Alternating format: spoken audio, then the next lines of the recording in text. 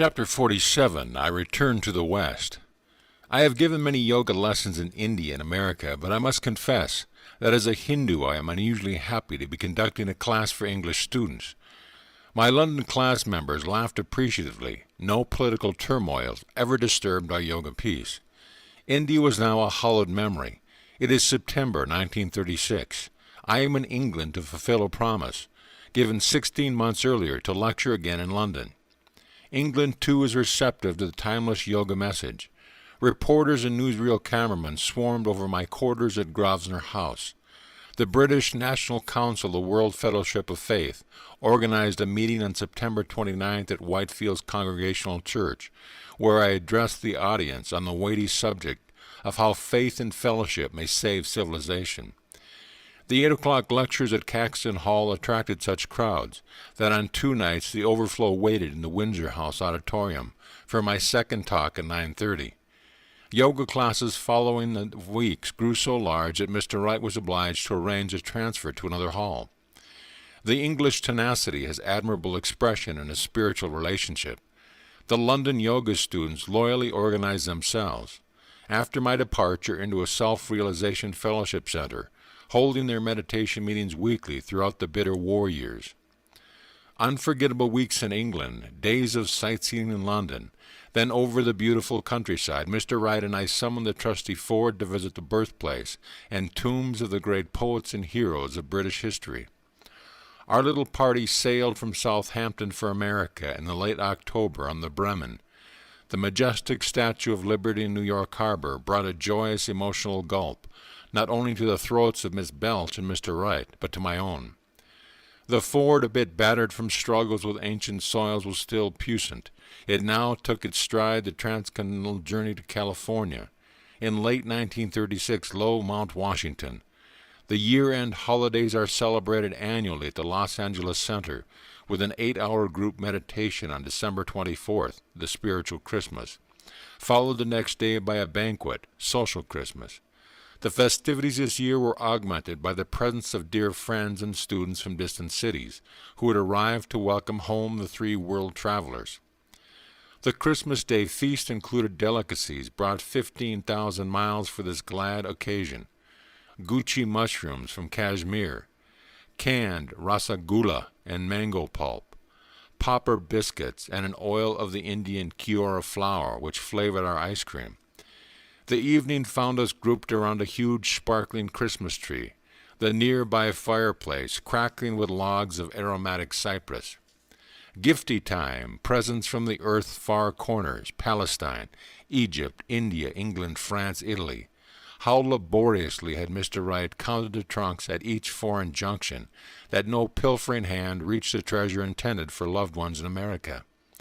Plaques of the sacred olive tree from the Holy Land, delicate laces and embroideries from Belgium and Holland, Persian carpets, finely woven Kashmiri shawls, everlasting fragrant sandalwood trays from Mysore, Shiva's bullseye stones from Central Province, old Indian coins of dynasties long fled, bejeweled vases and cups, miniatures, tapestries, temple incense and perfumes, Swadeshi cotton prints, lacquer work, Mysore ivory carvings, Persian slippers with their inquisitive long toe, quaint old illuminated manuscripts, velvets, brocades, Gandhi caps, potteries, tiles, brasswork, prey rugs of 3 continents. One by one I distributed the gaily wrapped packages from the immense pile under the tree. Sister Gyanamata, a hand of long box to a saintly American lady of sweet visage and deep realization, who during my absence had been in charge of Mount Washington. From your paper tissue she lifted a sari of gold Benares silk. Thank you, sir, it brings the pageant of India before my eyes. Mr. Dickinson, the next parcel contained a gift which I had brought in a Calcutta bazaar.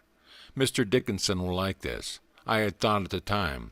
A dearly beloved disciple, Mr. Dickinson, had been present at every Christmas festivity since the 1925 founding of Mount Washington.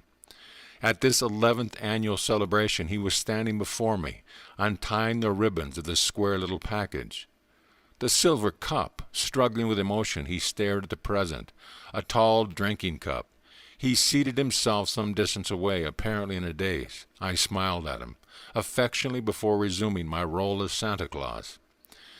The ejaculatory evening closed with a prayer to the giver of all gifts, then a group singing of Christmas carols. Mr. Dickinson and I were chatting together some time later. "Sir," he said, "please let me thank you now for the silver cup. I could not find any words on Christmas night. I bought the gift especially for you. For 43 years I have been waiting for that silver cup. It is a long story, one I have kept hidden within me." Mr. Dickinson looked at me shyly. The beginning was dramatic. I was drowning.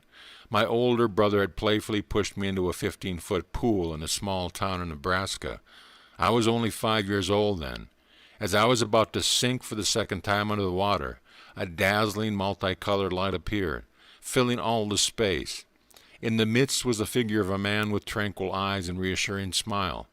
My body was sinking for the third time when one of my brother's companions bent a tall, slender willow tree in such a low dip that I could grasp it with my desperate fingers.